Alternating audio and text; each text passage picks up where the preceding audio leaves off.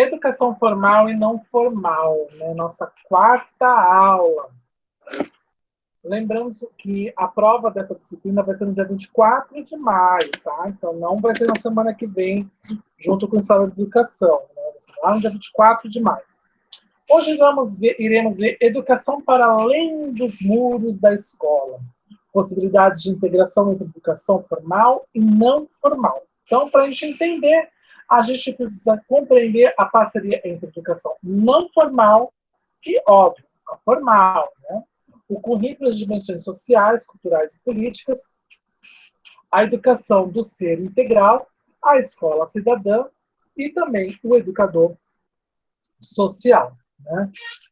Educação não formal na escola, né? Então, como que é feito isso? É feito através de uma parceria entre a educação formal e, óbvio, a não formal. Então, a organização do processo educativo deve envolver questões éticas, políticas e socioculturais. Essas questões alimentam a proposta curricular, bem como todo o trabalho indicado no projeto pedagógico. Projeto pedagógico, projeto político-pedagógico, tá? O PPP. A proposta curricular apresenta como uma de suas finalidades a institucionalização da transmissão da cultura, das tradições para as novas gerações, né? Como que é realizada essa parceria? Geralmente são algumas instituições que promovem alguns projetos dentro da escola, ou até mesmo projetos realizados na escola, pela escola, que abrangem não apenas seus alunos, abrangem também toda a comunidade escolar, né? Então, a gente pergunta, educar para quê, né? Se a escola orienta seu trabalho pautada nas exigências sociais, atualmente o que deve ser considerado como conteúdo básico na tarefa de educar, né?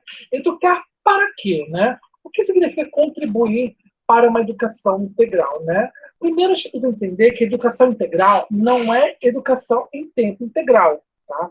Educação integral é aquele que vai trazer toda a formação do aluno, né? Onde ele vai ser um ser totalmente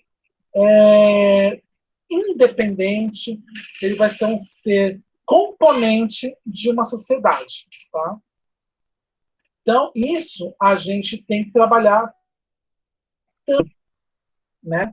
As questões ideológicas e políticas, né? Daí a importância de a gente combater a escola sem partido. Porque no espaço escolar, as questões curriculares, que trazem questões ideológicas e também políticas, afinal de contas, quem é que organiza essas legislações? Né? Como é que é feito o currículo? É feito apenas por pensadores da educação? Até podem estar lá os pensadores, mas eles são articulados por políticos. Né? Eles trazem um viés ideológico e traz também um conceito político. Então, eles continuam atrelados à história dos conflitos de classe, raça, sexo e religião, entre outros. Tá? Então, o currículo e as dimensões sociais, culturais e políticas, a gente tem que primeiro entender o que é o currículo, né? O currículo tem como finalidade organizar as práticas educativas, né? Então, lembra que um olhar mais crítico pode ser capaz de desvelar certas resistências ligadas ao currículo. 2, analisar conteúdos e práticas escolares. 3, reprodução social e cultural. E 4, reprodução das relações de poder. Então, o currículo ele vai trazer tudo aquilo que é necessário para a educação de todos, né? E isso não vai ser apenas uma via de mão única, apenas entre professor e aluno, mas de uma mão múltipla, porque entre professor e aluno, aluno, professor, aluno, escola, escola, aluno, entre comunidade escolar e aluno, aluno escolar, comunidade escolar e o aluno, bem como o professor também pode ser pode também acontecer essas multiplicidades de comunicação, de ligação. Então, hoje a gente tem um curso que vai estar mais voltado para a difusão da diversidade. Né? Por quê? Porque a gente tem a discriminação e o preconceito que vai contra o acolhimento e a inclusão. Né? Por que a escola tem que combater a discriminação e o preconceito? Porque a escola ela pode utilizar a cultura para reprodução, manutenção ou superação das divisões sociais. Então, se ela diz que tal grupo é melhor do que o outro, tem algo de errado. A escola não pode propagar isso, né? A função formal dela, ela é, óbvio, trabalhar os conteúdos, mas a não formal é prepará-la para a sociedade. Então, da mesma forma que a gente vai encontrar alunos com diferentes classes sociais, nós iremos encontrar alunos de diferentes credos, diferentes questões da própria questão de gênero, entre outros, né? E é normal ela não combater essa discriminação, esse preconceito, né? Então, nem todo aluno que efetiva a matrícula no espaço escolar se sente integrado à dinâmica de sala de aula, e porque muitas vezes por conta da questão da discriminação e preconceito. A educação formal e não formal, a gente precisa primeiro pensar numa pergunta, né? Até que ponto as práticas pedagógicas escolares conseguem a aproximação da educação não formal quando reportam-se aos diferentes conteúdos envolvendo a dimensão social, cultural e política, né? Então, muitas das vezes, as práticas pedagógicas escondidas atrás de um discurso sobre igualdade faz prevalecer ideias conservadoras com propósito de exclusão e marginalização. Então, essa parte de dizer, explicar coisas, ela precisa estar muito bem atrelada ao respeito a essa diversidade. Isso é um caráter não formal da escola, né? Um exemplo mais clássico está nas aulas de biologia, porque na própria biologia, um exemplo, diz que existem apenas machos e fêmeas. São apenas dois sexos, certo? Os animais são assim. Ou tem animais que têm dois sexos, ele mesmo consegue se autorreproduzir, enfim, entre outros, né? Mas, basicamente, quase todos os animais têm um macho e uma fêmea, né? E a gente sabe que a formação da pessoa hoje é completamente diferente de que há 10 anos atrás. Hoje não temos mais apenas alunos masculinos e femininos, nós temos uma profusão de identidades de gêneros. E esses já começam a aparecer, óbvio, no ambiente escolar. Então, quando você reforça as ideias do determinismo biológico, por exemplo, você está combatendo, você está indo, não está vendo. Você está dizendo que existem diferenças e que a gente tem que. Não, biologicamente diz que isso está errado. Não. Não, biologicamente, ela precisa estar restrita a apenas a um tipo de área. Apenas. A mesma coisa acontece na questão nas aulas de história, por exemplo, né? Onde negro sempre vai aparecer a questão de escravo, ou até mesmo de marginalizado, e você manter esse mesmo tipo de visão até hoje, né?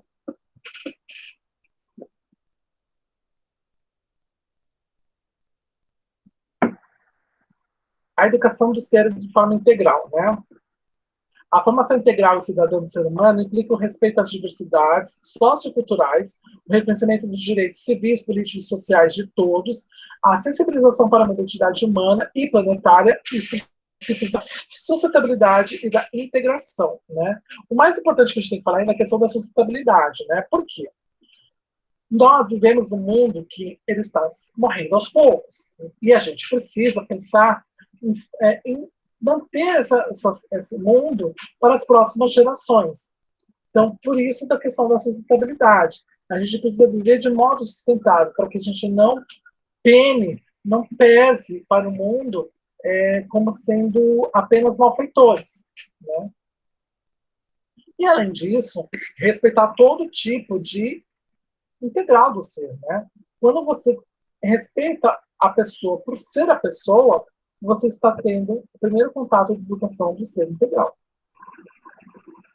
Então, o processo de ensino e aprendizagem na educação formal, que é escolar, colocaria os educadores no seu maior desafio e o maior desafio das nações do mundo é mediar o processo de ensino e aprendizagem.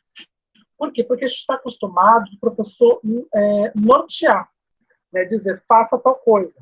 E hoje, a gente tem que apenas mediar o ensino. Você apenas vai ser um facilitador, não um norteador, né? A gente não vai dizer tal coisa certa, tal coisa errada. Não. Você vai mostrar todos os lados possíveis e vai fazer o aluno a descobrir aquele conhecimento, né? Porque a gente começa também a compreender o ser humano, que é o mesmo que sentir e conceber o humano como sujeito. Porque os alunos, ele é um ser humano, né? Ele não é uma pessoa, uma página em branco. Ele é uma pessoa que tem sentimentos, que tem ideias, que tem cultura, que podem e vão ser diferentes da sua, né? Então, a partir do momento que você media, ele vai compreender que ele é um ser pensante, que ele é um ser humano. E a gente precisa compreendê-los. E compreender é tornar aberto os seus sofrimentos e alegrias.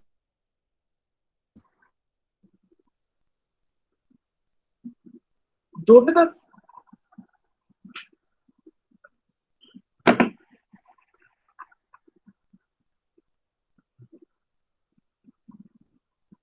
Ok.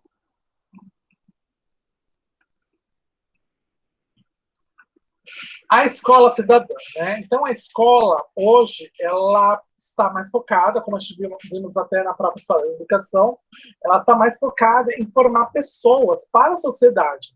Por isso que a gente diz que a escola hoje, conteúdo é melhor, né? Porque ela não é uma escola que você precisa apenas decorar conteúdos, você precisa compreender conteúdos, né?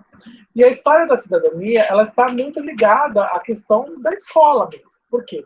A ideia da educação como direito fundamental de todos os sujeitos de uma sociedade, ou seja, a educação enquanto um serviço dentro do Estado de direitos, demonstra que a escola tem papéis na formação para a cidadania. É óbvio, porque na escola você vai estar em contato com diversas microsociedades. E essas microsociedades, elas podem até não serem parecidas, mas elas são interligadas, elas vivem dentro de uma macrosociedade. Okay? Então, a questão do respeito entre elas mostra que há o conceito da cidadania, certo? Porque todos nós temos direitos e deveres. E os atores do processo pedagógico, que são os educandos, eles devem reconhecer deveres, direitos e, mais que tudo, hoje em dia, reconhecer os direitos dos outros, né? Porque do mesmo jeito que eu tenho deveres e direitos, os outros também têm direitos. E tem que ver se os nossos direitos não se chocam, né? Se não existem deveres no meio, né? Então, a formação dos educandos possibilita criar uma escola cidadã, ou seja, que se preocupa com o ser humano e respeita a sua condição como cidadão. O que é essa condição como cidadão? É o respeito à sua individualidade, né? Que é o mais importante. Né? Tem até uma máxima: somos todos iguais, mas somos todos diferentes. E é fato. Né? Os educandos necessitam conhecer os direitos civis, políticos e sociais para que possam repensar a si mesmos e estarem preparados para os desafios que enfrentarão no cotidiano, nos estudos e nos trabalhos que resolverem desenvolver ao longo da vida. Porque a gente está muito acostumado a ter muitos deveres. Mas que, de fato, quais são os nossos direitos? Né? Hoje, a gente vê muito aquela questão das pessoas falarem assim: nossa, hoje todo mundo tem direito. É lógico que todo mundo tem direito. Só que a gente precisa entender se o nosso direito ultrapassa o direito do outro. Né? E a gente pode dar isso como exemplo a algumas notícias que estão pipocando por aí em relacionado ao uso da máscara. Né? Que teve um idoso que foi espancado lá em Campinas porque pediu para uma pessoa usar a máscara, né? Ou seja, do mesmo jeito que a pessoa tem o direito de não se infectar, essa pessoa que não quer usar máscara, ela tem o dever de não passar nada. Ela não sabe se tem algo ou não, né? Tecnicamente. Né? Então, é um direito que acaba, um direito dele de não usar máscara, que acaba batendo no direito do outro em dizer assim: não queremos você aqui perto. Você pode propagar a doença.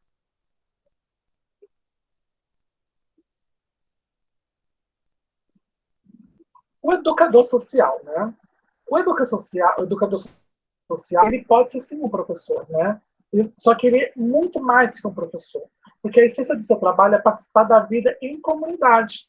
Enquanto mediador, ele deve contribuir para motivar o aluno a pensar e agir sobre a realidade. Então, o educador social, ele não vai conhecer apenas a realidade de seus alunos dentro da sala de aula. Ele vai procurar compreender a realidade dos alunos ao entorno da escola. Então, por meio de ações humanizadoras, o educador pode auxiliar o aluno a desenvolver a capacidade de transformar suas relações sociais, afetivas, políticas, a partir do local em que vive. Só que isso só consegue ser feito quando você, de fato, conhece essa realidade. E conhecer a realidade não quer dizer que você precisa morar lá. Não. Você precisa compreender o local onde ele está. Apenas isso. Esse é o mais importante. E essa compreensão vai vir através do contato com as pessoas, né? Que é isso que perdeu muito na figura do professor. Antigamente, o professor dava, olha, professor, você via professor e via, nossa, fulano é professor. E que dava até orgulho, muito orgulho para os professores, né? Hoje, dificilmente, acontece essa coisa do encontro, né? Desse tipo de reconhecimento.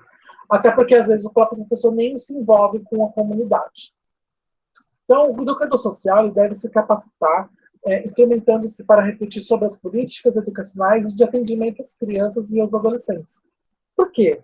Porque não adianta simplesmente ter o conteúdo para ensinar se eu não sei lidar com criança e adolescente. Se eu não sei quais são as políticas educacionais vigentes e que podem ser aplicadas naquele local, né? Então, eu preciso compreender, me capacitar e me instrumentar. Então, por isso que eu digo, por isso que você que foi nesse grupo que falou que alguém tem inveja das minhas pastas, com um monte de coisa. Essa aqui é a pasta diferente. Mas por quê? Porque eu preciso me capacitar, eu preciso me instrumentar, eu preciso compreender o mundo, não apenas com a minha vivência, mas também através da vivência dos outros, de trocas de experiências. Ser professor, ser educador, quer dizer que você nunca vai parar de estudar.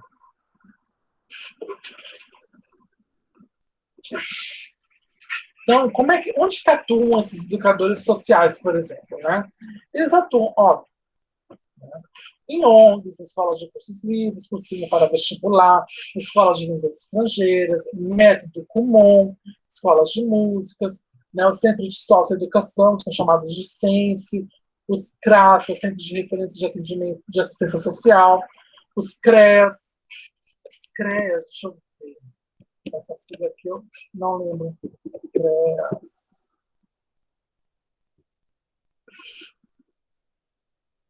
É o Centro de Referência de Assistência Social, né?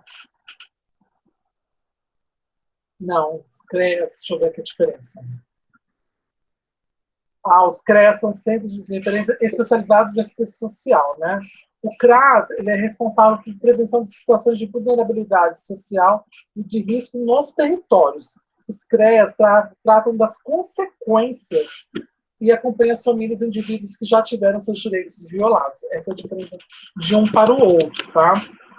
Hospitais também é um espaço de educador social, meios de comunicação, como jornais, revistas e TVs, e além de, claro, atuação como pedagogo e como professor, além das altas escolas, empresas, entre outros espaços. Né? E, para finalizar, o centro educativo. Né? Então, o centro educativo ele atende crianças e adolescentes em situação de vulnerabilidade. Né? O centro socioeducativo. Ele contribui para a ação de medidas socioeducativas aos adolescentes de 12 a 21 anos incompletos, privados temporariamente de liberdade. Então, o que é um centro educativo, socioeducativo? A Fundação Casa. Né? Então, as ações desses centros, eles devem privilegiar o reforço à escolarização, formação profissional e inclusão familiar e comunitária, além de trazer o próprio protagonismo juvenil. Deve procurar zelar pela integridade física, moral e psicológica das crianças e adolescentes em situação de vulnerabilidade. E essas atividades, elas devem trazer formação para conviver em sociedade, enfrentando, óbvio, as adversidades. Muitas vezes, as crianças que estão nas fundações casas, elas acabam sendo chamadas de crianças impossíveis, sem medidas, né? Então, por quê? Porque, de fato, elas não têm aquela noção do convivencialidade. Então, essas atividades devem fomentar essas necessidades de conviver em sociedade, quais são os limites dos deveres e dos direitos dos outros, né? Além disso, tem que trazer capacitação para o trabalho, né? Porque geralmente como são de 12 a 21 anos, essas crianças, esses adolescentes, eles podem não é que aprender um ofício, mas pode criar habilidades. E essas habilidades, mais para frente, quem sabe, podem ser reverter em um ofício, né? E essa capacitação, ela tem que trazer a aprendizagem das habilidades, desenvolvimento das potencialidades, porque isso vai trazer também a autonomia deles. Então, ou seja, se ele consegue realizar uma atividade, consegue produzir algo, ele vai ser um ser autônomo. Ele não vai precisar infringir regras sociais, né? E além disso, traz da própria autoestima. Perguntas?